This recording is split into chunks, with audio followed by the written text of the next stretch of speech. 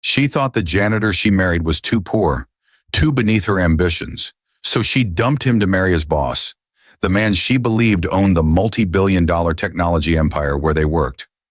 But what this woman didn't know was that the quiet janitor mopping floors beside her was actually the multi-billionaire founder who disguised himself to find genuine love.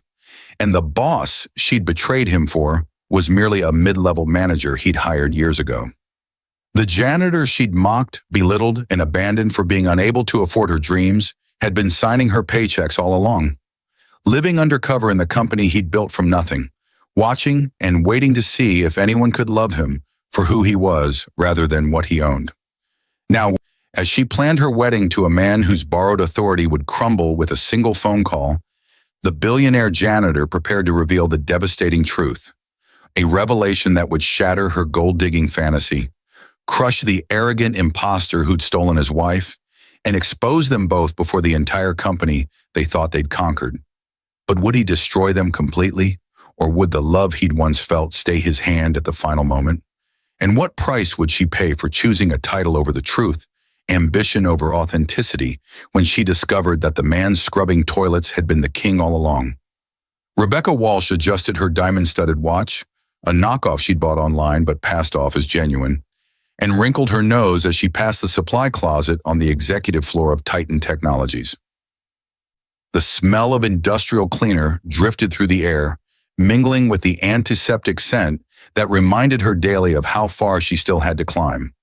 She'd worked as the executive assistant to Thomas Bradford for 3 years now, positioning herself perfectly in the ecosystem of the company's upper management. Yet that final leap into true wealth remained frustratingly out of reach. Her heels clicked against the marble floor with practiced precision, each step a calculated performance of confidence she'd learned to manufacture during her 2 years of community college before dropping out to pursue what she called practical opportunities. The janitor rounded the corner pushing his cart, and Rebecca's jaw tightened involuntarily. Michael Walsh, her husband of 4 years, though she'd stopped wearing her ring 6 months ago. He wore the same navy blue uniform he'd worn every day since she'd met him at a company charity event where he'd been cleaning up after the guests. Back then, she'd thought his humility was charming, his gentle manner refreshing after a string of aggressive corporate climbers who'd used and discarded her. Back then, she'd believed love conquered all, that money didn't matter, that a good heart outweighed a healthy bank account. Back then, she'd been young and stupid.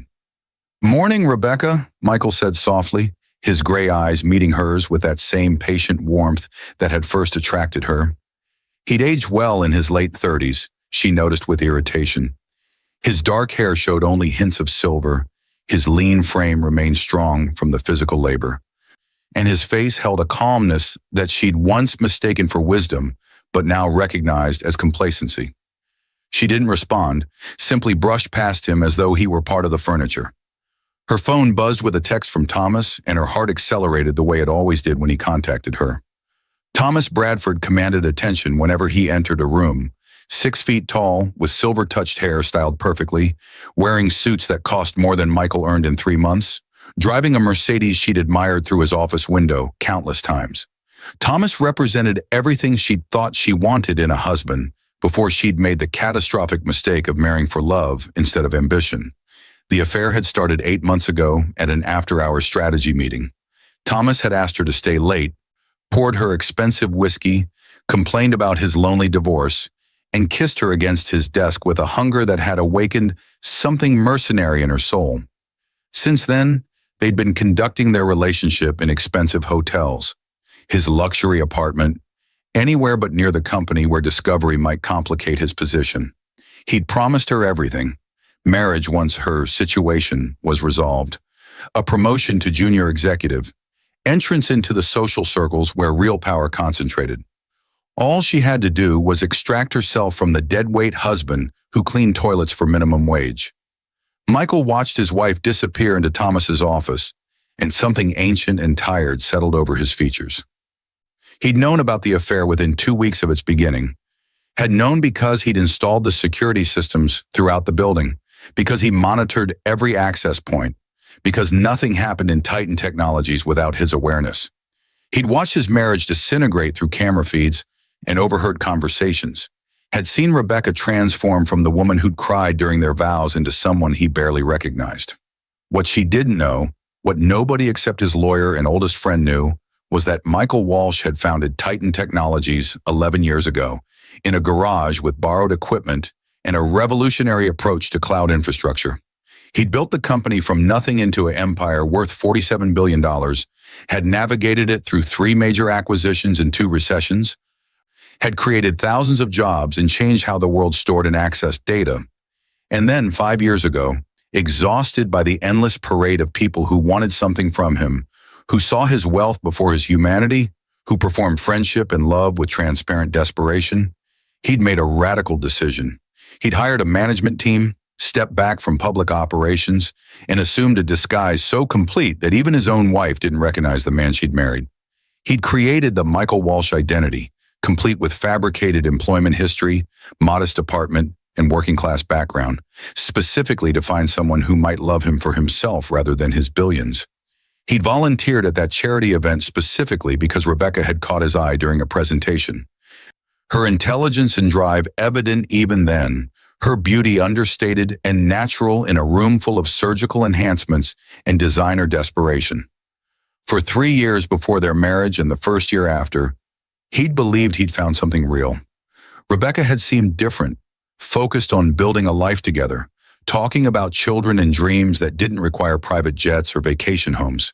He'd been preparing to reveal the truth, had planned an elaborate surprise where he'd show her everything and prove that love had been the right choice all along. Then he'd noticed the changes, the way her eyes followed Thomas Bradford through the halls with calculating assessment, the sudden interest in designer labels and luxury brands, the growing contempt in her voice when she spoke about their tiny apartment and limited lifestyle, the ring that disappeared from her finger, the late nights that smelled of expensive cologne and hotel soap. Thomas Bradford had no idea who Michael really was. The man thought he was a senior vice president reporting to a board of directors, thought his employment contract and generous salary represented the pinnacle of the company hierarchy. Michael had hired him 7 years ago specifically because Thomas was competent but not curious, ambitious but not visionary. Someone who'd run operations smoothly without asking uncomfortable questions about ownership structure or corporate governance. Thomas had no idea that his employment, his salary, his authority existed entirely at Michael's pleasure and could be revoked with a phone call. Michael pushed his cart down the hallway, his mind calculating through scenarios and consequences. He'd spent months wrestling with what to do, whether to reveal the truth and save his marriage or let it die naturally. Every time he'd been ready to intervene, to expose Thomas or confront Rebecca, something had stopped him, some last vestige of the love that had started this experiment, some desperate hope that she might remember who they'd been and choose him again without knowing about the money. But this morning, eavesdropping through the cleaning frequency on his radio that patched into the building's communication system, he'd heard Thomas and Rebecca planning their future with brutal specificity. She was filing divorce papers next week. He was promoting her immediately afterward to avoid accusations of favoritism. They were getting married in 3 months at an exclusive venue he'd already booked. She'd laughed about her loser husband, who probably couldn't even afford to contest the divorce, much less hire a decent lawyer. That laugh had crystallized something in Michael's chest, had transformed heartbreak into something colder and more purposeful. He'd built an empire through strategic patience, had outmaneuvered competitors and skeptics through careful planning and perfect timing. Now he'd apply those same skills to the 2 people who'd betrayed him most completely. Thomas Bradford leaned back in his leather chair and smiled at Rebecca as she closed the door behind her.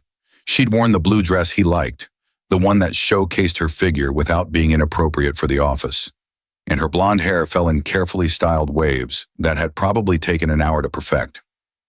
He appreciated the effort she put into their relationship, the way she managed to be both professionally competent and personally available, never demanding too much or questioning his authority. "Did you make the reservation?" Rebecca asked, settling into the chair across from his desk with practiced elegance. They'd learned to conduct their personal business in careful code, conversations that could be explained away as work-related if anyone overheard. Saturday at 8, Thomas confirmed. The venue coordinator says everything will be perfect. 3 months isn't much time, but when you have the right connections, things move faster. Rebecca's smile could have powered the building's lighting system. This was everything she'd wanted since childhood.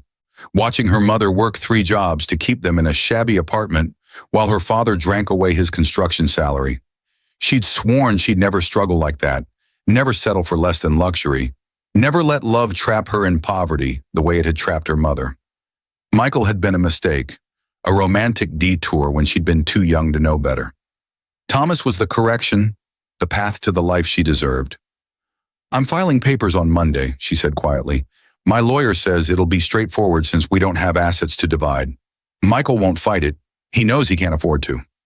What neither of them could see was Michael standing just outside Thomas's door, cleaning the same section of hallway he'd cleaned 15 minutes earlier, listening through the frequency that fed directly into his wireless earpiece.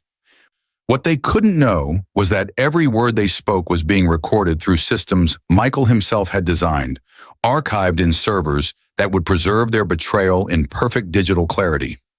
Michael had learned patience-building Titan technologies, had understood that the right moment executed perfectly was worth more than 1,000 impulsive actions. He'd waited years to launch products, had delayed acquisitions until conditions aligned perfectly, had built a reputation for strategic brilliance that his competitors called almost supernatural. Now he'd apply that same discipline to destroying the 2 people who had thought him too insignificant to fear.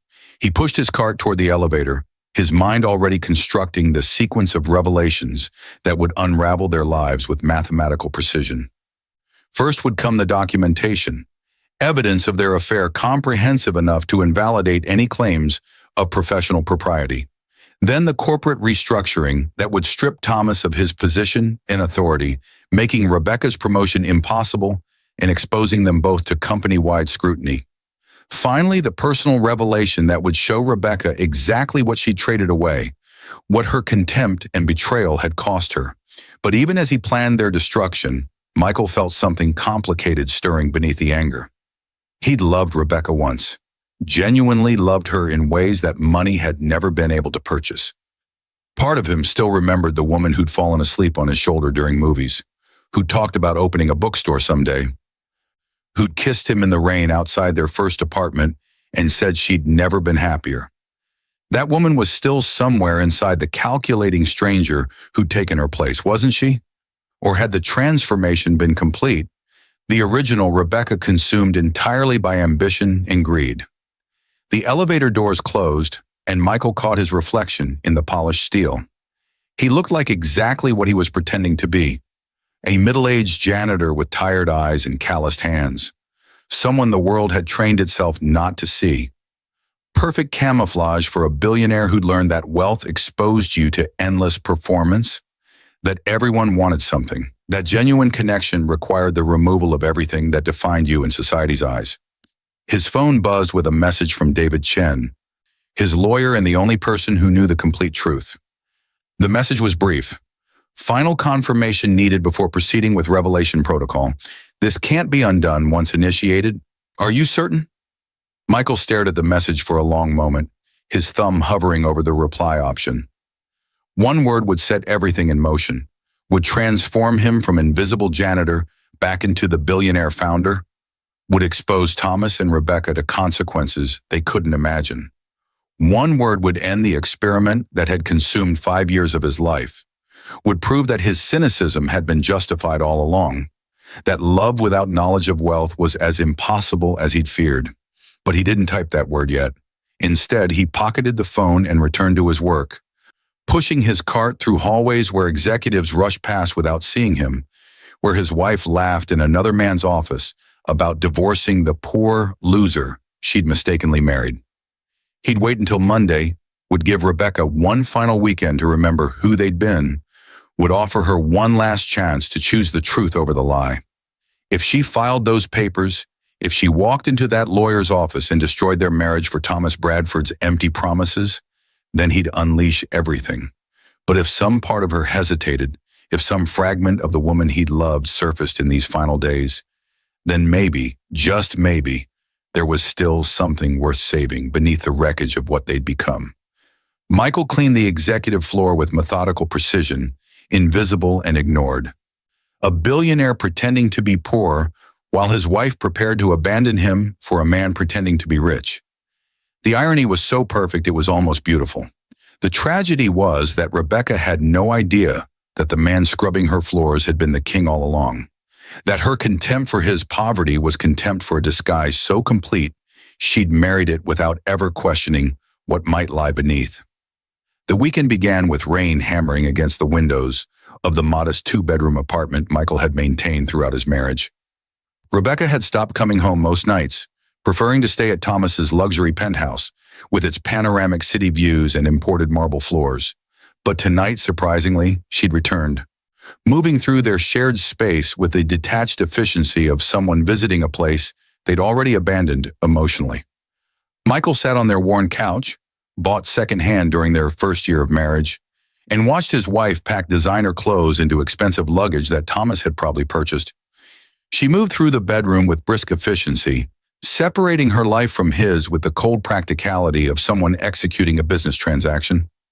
Every movement drove small knives into Michael's chest, not because he still loved her, that had died somewhere between the affair's beginning and her mocking laughter about his poverty, but because each gesture confirmed how completely he'd failed in his experiment. "I'll be out by Sunday evening," Rebecca said without looking at him.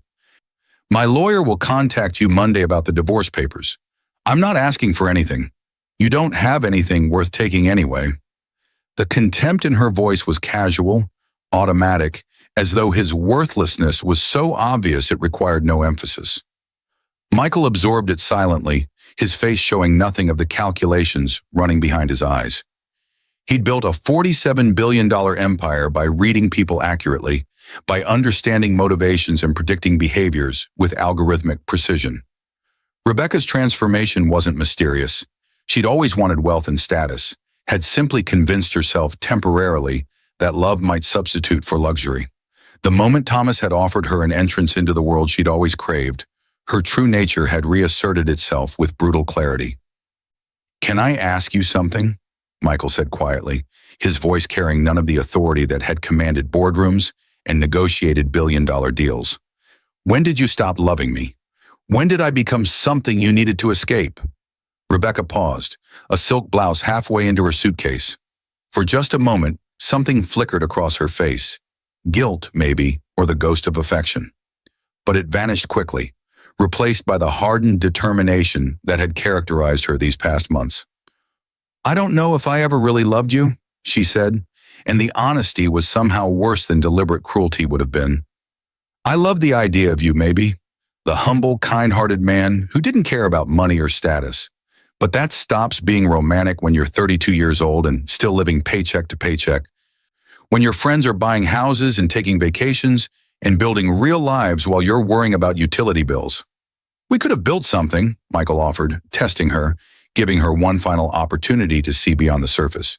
"If you told me what you needed, what you wanted, what could you have given me?" Rebecca interrupted, her laugh sharp and bitter.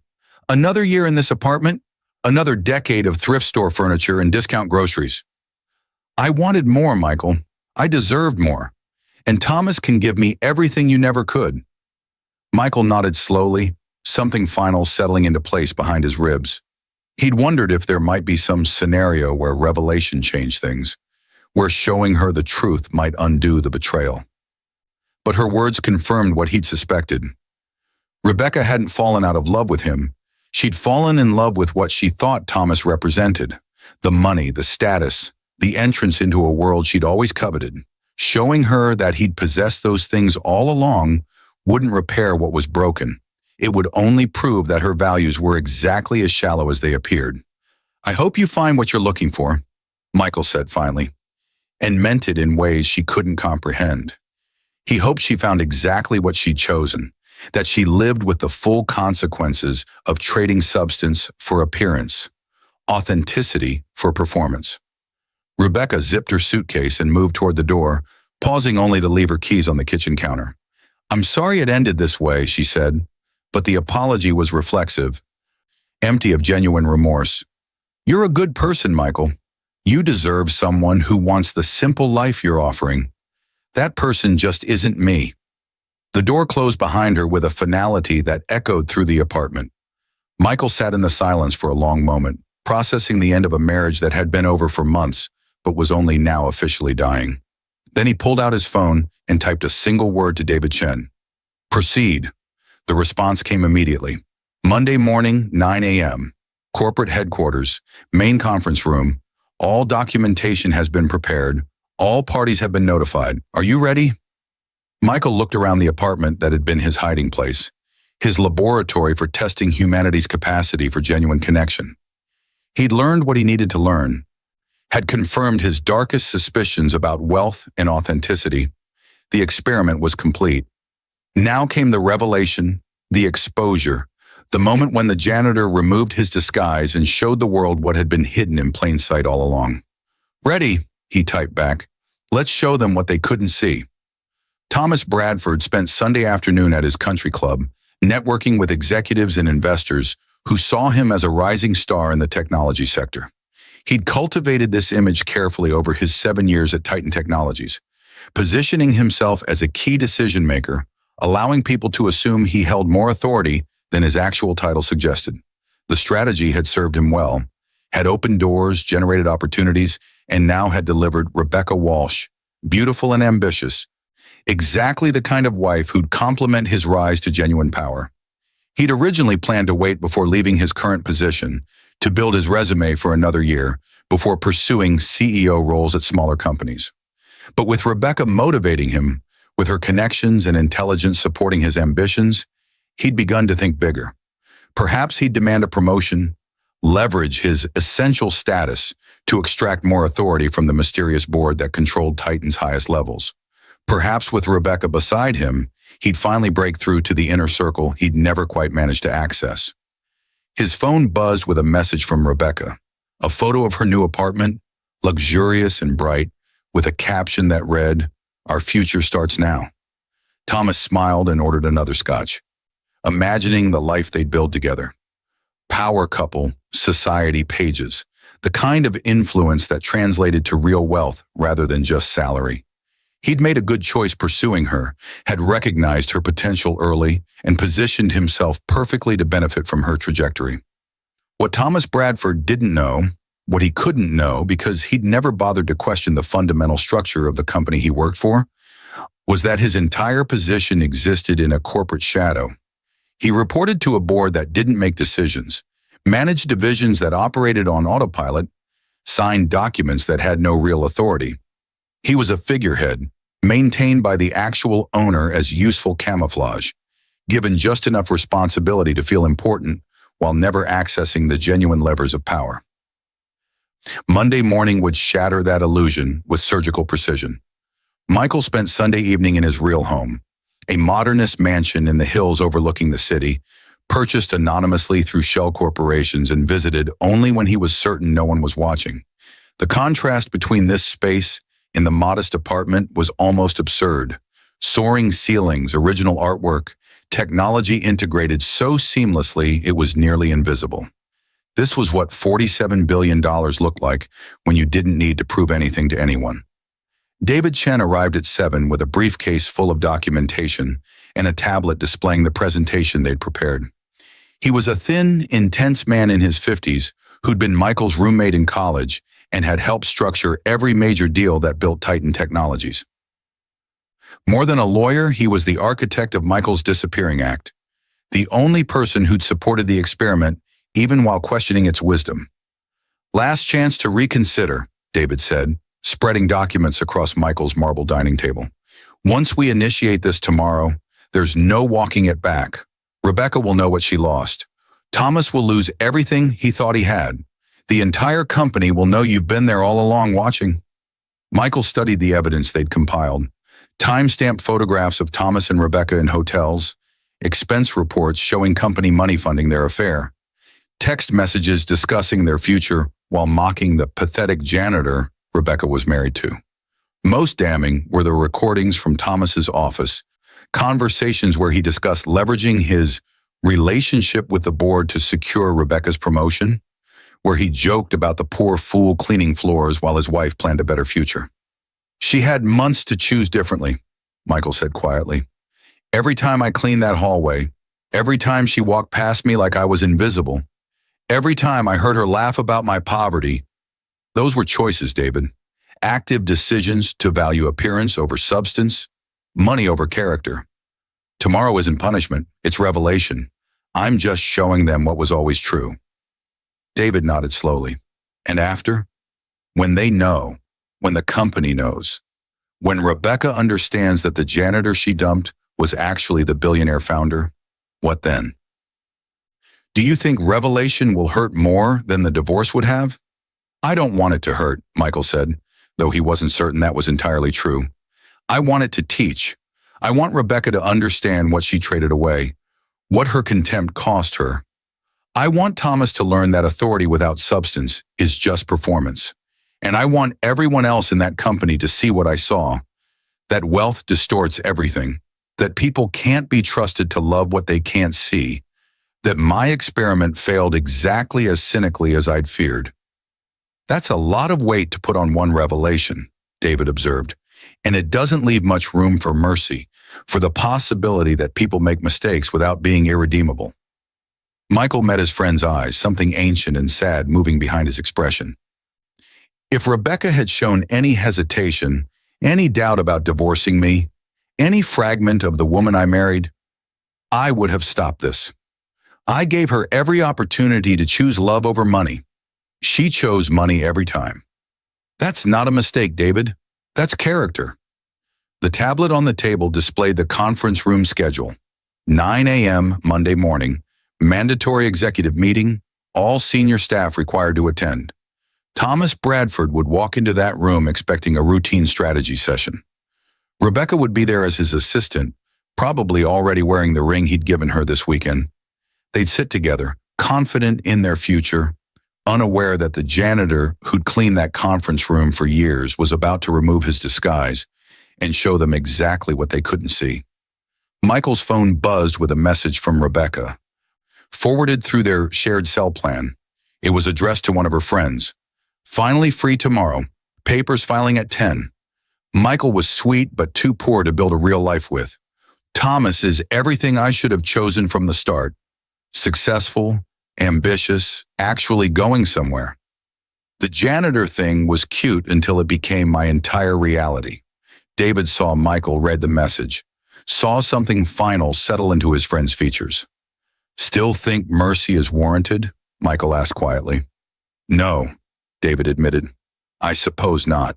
Some lessons can only be learned through consequences. They worked through the night finalizing details, rehearsing the sequence of revelations, ensuring that every piece of evidence was airtight and irrefutable. By dawn, they'd constructed a presentation that would systematically dismantle Thomas Bradford's authority and expose Rebecca's betrayal, all while revealing the truth that had been hidden for 5 years, that the janitor cleaning their floors had been the king all along, watching and waiting to see if anyone could love him for who he was beneath the wealth. At 8:45 Monday morning, Michael Walsh put on a suit for the first time in 5 years. It was custom-tailored Italian wool, conservatively cut but unmistakably expensive, the kind of suit that announced authority without needing to prove it. He studied himself in the mirror and barely recognized the man looking back, not because the disguise had been so complete, but because the weight of what he was about to do showed in his eyes, aging him in ways that had nothing to do with years. "Ready?" David asked from the doorway, his own suit immaculate, his briefcase containing the ammunition that would destroy 2 lives before lunch. "No," Michael admitted, "but necessary anyway." They drove to Titan Technologies in Michael's actual car, a Tesla Model S that had been sitting in a private garage for years, maintained but unused during his time as the invisible janitor.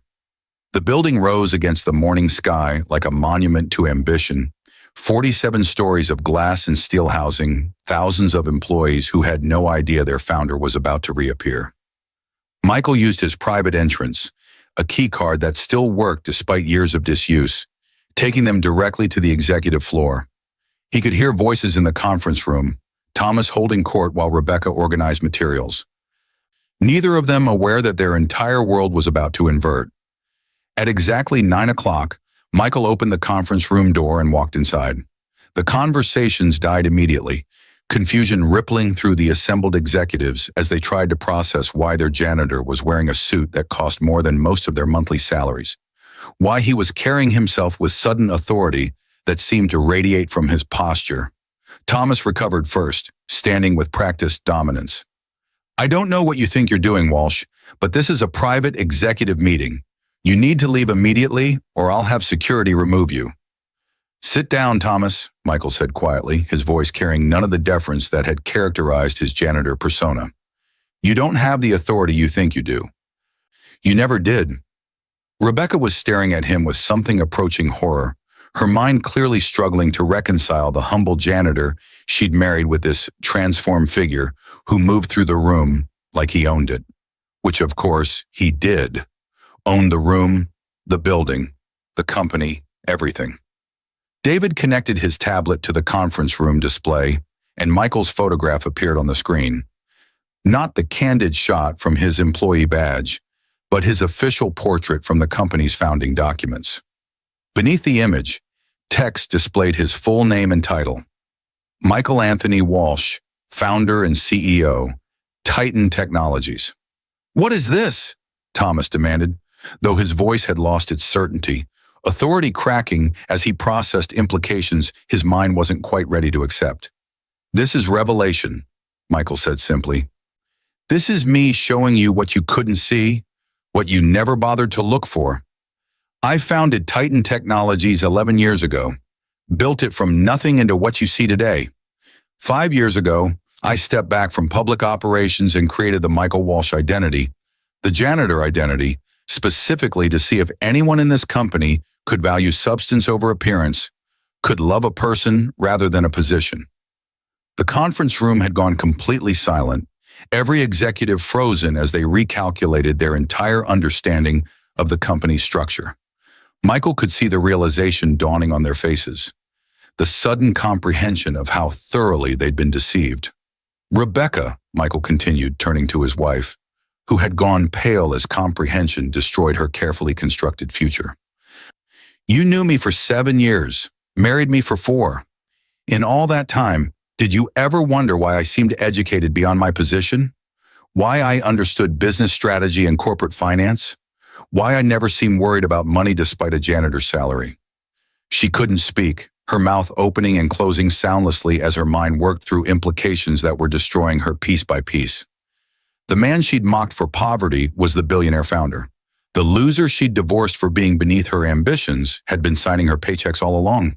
Thomas Bradford, the successful executive she'd traded everything for, was nothing but a middle management figurehead with borrowed authority. "This is impossible," Thomas managed finally, though his voice carried no conviction. "The board, I report to the board." "There is no board," Michael interrupted. "There's me, and there's a legal structure designed to let me operate in shadow.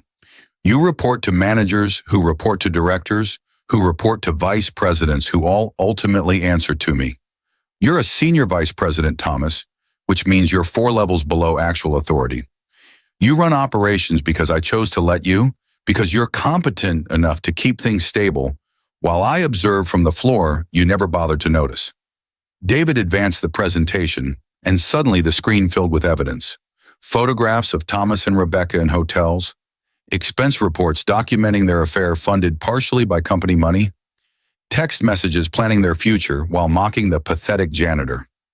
Every executive in the room could see it, could understand exactly what had been happening under the veneer of professional propriety. "You used company resources to conduct an affair with my wife," Michael said, his voice still quiet but carrying absolute authority now. "You discussed promoting her based on your personal relationship rather than merit. You mocked me, your actual employer, while planning to benefit from authority you never possessed.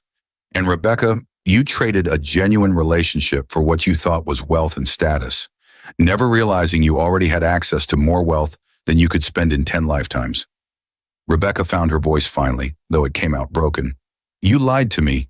You pretended to be poor. That's not fair. That's not." "Fair?" Michael interrupted, and for the first time anger leaked into his tone. I gave you every opportunity to love me without money distorting the relationship. Every day we were together, I was the same person, kind, loyal, devoted to building a life with you. The only thing that changed was your perception of my bank account.